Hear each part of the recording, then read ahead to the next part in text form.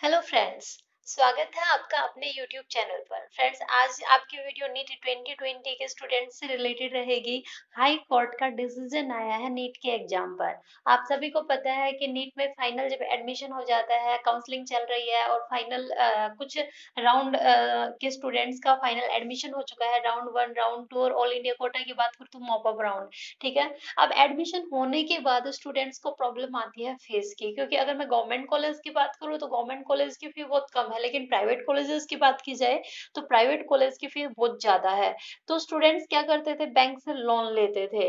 तो बैंक से लोन लेते टाइम बैंक गारंटी के तौर पर कुछ ना कुछ सबमिट करवाती थी, जैसे कुछ प्रॉपर्टी के कागज वगैरह हुए या फिर आपका गोल्ड वगैरह, मतलब कोई भी डॉक्यूमेंट वगैरह वो सबमिट करवाते थे। उसके बाद ही आपको लोन आपका लोन अप्रूव करती थी, तो आप पर्टिकुलर कॉलेज के अंदर दे पाते थे।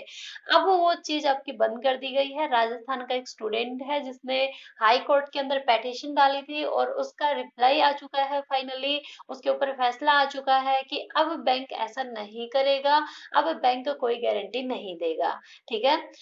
तो देखिए, हम डायरेक्टली बात करते हैं कि किस टाइप की पेटिशन डाली थी और फाइनल जो हाई कोर्ट का रिजल्ट आया है वो क्या रिजल्ट आया है, फैसला क्या रहा है।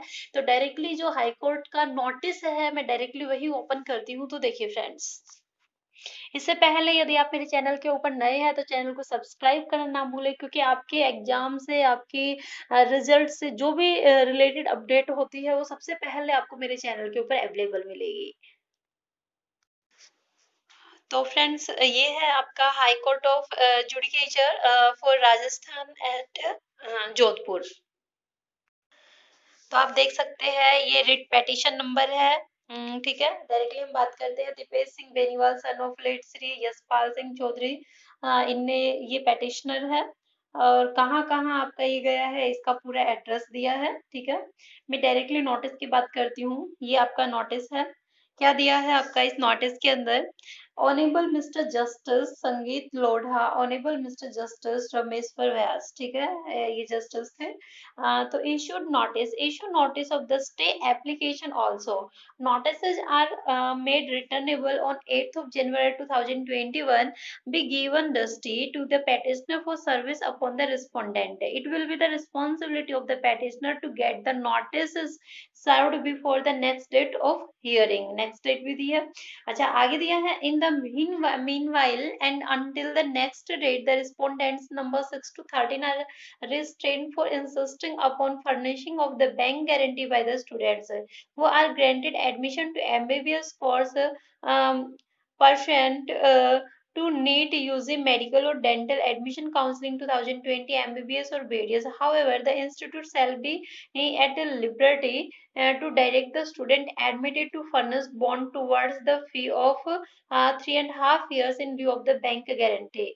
It is made clear that the student admitted to the course shall be under an obligation to deposit the full fee of first year as stipulated, but shall be provisionally exempted from furnishing the bank guarantee for remaining 3.5 years subject to outcome the presented petitioner stay petition। ठीक है। तो friends, actual में होता क्या था कि जब students admission लेते थे, जब उनका एडमिशन हो जाता था प्राइवेट कॉलेज में, तो बैंक से लोन लेते थे। ठीक है। बॉन्ड लेते थे।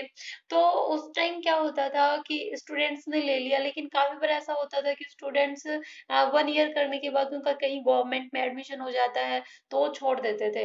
और एक्चुअल में कॉलेज में क्या होता था कि कॉलेज की प्रत्येक कॉलेज की अपनी अपनी अलग अलग टर्म्स एंड कंडीशंस होती है। तो मोस्टली जो कॉलेजेस थे उनकी कंडीशन ये होती है कि स्टार्टिंग के जो 3 इयर्स है उनकी फी वो पहले फिल करवा लेते हैं।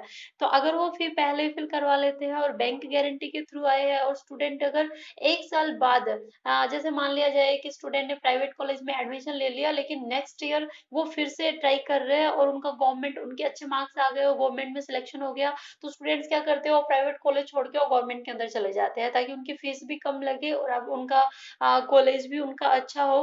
तो उस वजह से बैंक जो है वो लॉस में जा रहे थे और काफ़ी सारे स्टूडेंट्स को भी प्रॉब्लम हो रही थी।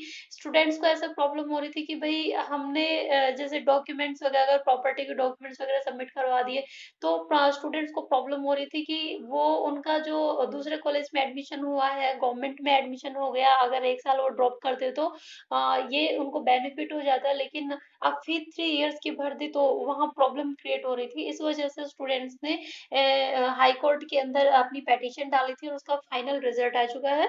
हाँ ठीक है फ्रेंड्स, तो ये थी वीडियो आपकी हाई कोर्ट के डिसीजन से रिलेटेड। ये सभी नीट के स्टूडेंट्स के लिए इम्पोर्टेंट है, क्योंकि किसी के भी घर में इतने पैसे नहीं होते प्राइवेट कॉलेज में एडमिशन लेने लायक, क्योंकि काफी सारी फीस होती है तो वो बैंक से लोन वगैरह ही अप्रूव करवाते हैं।